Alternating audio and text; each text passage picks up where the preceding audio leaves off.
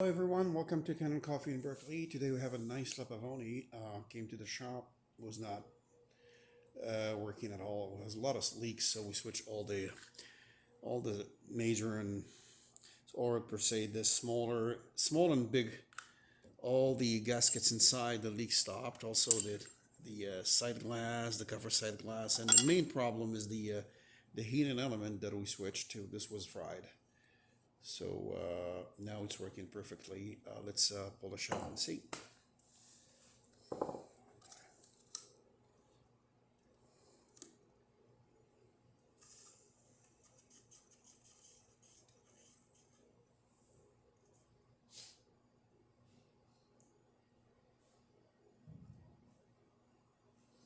So fees coming because the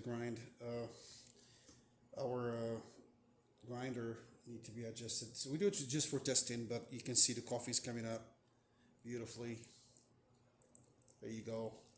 And just this is just the intensity of coffee just for testing. That's all.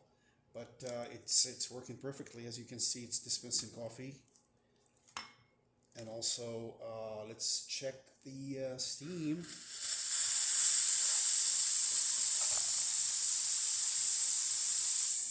As you can see,